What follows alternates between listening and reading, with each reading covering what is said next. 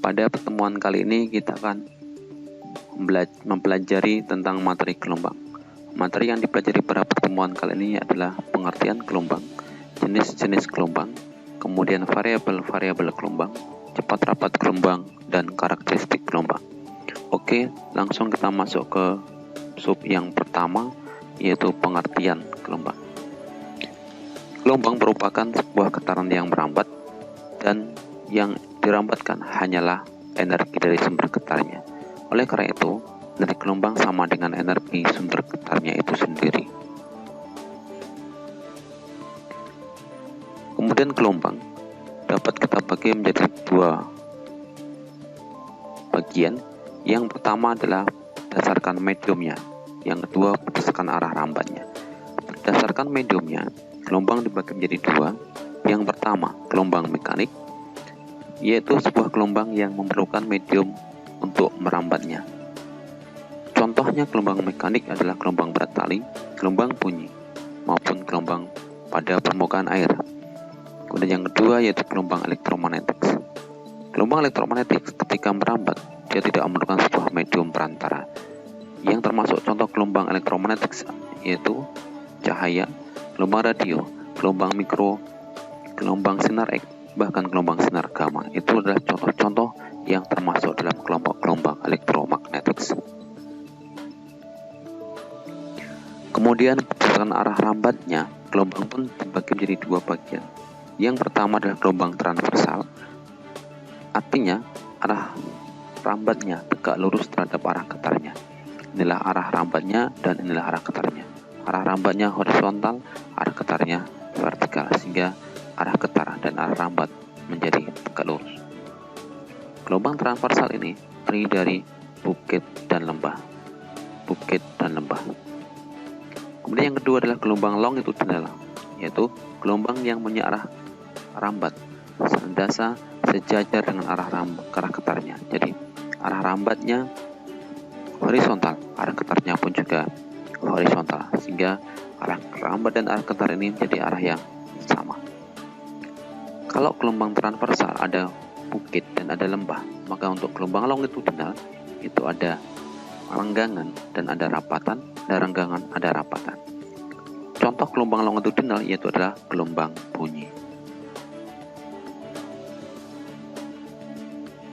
Oke. Kemudian kita masuk ke variabel gelombang. Sebuah gelombang pasti mempunyai panjang gelombang. Panjang gelombang didefinisikan yaitu jarak dua titik terdekat yang sewase. Contoh-contoh nilai satu panjang gelombang adalah jarak dari puncak ke puncak yang terdekat boleh, panjang satu bukit dan satu lembah juga boleh, atau jarak dari pusat rapatan ke pusat rapatan yang terdekat juga boleh, atau satu renggangan ditambah satu rapatan juga boleh. Itu untuk gelombang longitudinal. Berikutnya adalah periode gelombang. Yang namanya periode gelombang adalah waktu yang diperlukan untuk menempuh satu panjang gelombang. Dan frekuensi gelombang yaitu jumlah gelombang tiap satuan waktu. Kemudian kita masuk ke cepat rambat gelombang. Cepat rambat gelombang secara universal, secara umum, gelombang apapun bisa dirumuskan dengan rumus jarak dibagi waktu. Jarak disebutkan S, waktu adalah time per T. Atau cepat rambat gelombang V sama dengan lambda artinya panjang gelombang dibagi dengan T besar artinya adalah periode. Atau sama dengan lambda kali frekuensi. Ingat, satu per periode itu kan sama dengan frekuensi. Khusus gelombang pada tali, maka yang namanya cepat rambat gelombang adalah akar F artinya gaya, mu adalah massa tali persatuan panjang, sehingga V sama dengan akar F kali L per massa. Itulah khusus gelombang pada tali. Dan ingat, gelombang pada tali pun boleh menggunakan rumus umum itu sendiri. Rumus umum boleh dipakai untuk gelombang pada tali maupun gelombang pada medium apapun. Kita masuk ke karakteristik gelombang. Karakteristik sebuah gelombang itu pasti akan mengalami yang namanya sebuah pemantulan. Jadi ketika gelombang mengenai sebuah bidang pantul, dia akan balik kembali dengan sudut yang tertentu. Sudut datang sama dengan sudut pantulnya. Itulah hukum dari sebuah teori pemantulan. Kalau Kalau datang dengan sudutnya 45 derajat, maka memantul juga dengan sudut pantulnya 45 derajat. Nama lain pemantulan adalah refleksi. Kemudian yang kedua adalah gelombang pasti akan mengalami pembiasan atau pembelokan. Dalam bahasa Latinnya namanya refraksi. Ketika gelombang memasuki medium yang berbeda jenisnya, maka gelombang akan mengalami pembiasan atau refraksi. Berikutnya adalah difraksi atau pelenturan.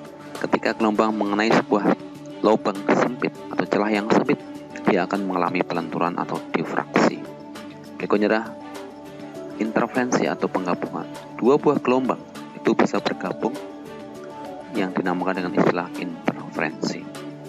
Berikutnya adalah polarisasi. Gelombang elektromagnetik itu adalah gelombang yang terdiri atas gelombang elektro dan gelombang magnet. Keduanya bisa dipisahkan dengan cara namanya polarisasi. Untuk materi pembiasan, difraksi, interferensi, dan polarisasi ini akan kita bahas pada pertemuan yang akan datang. Sekian, terima kasih.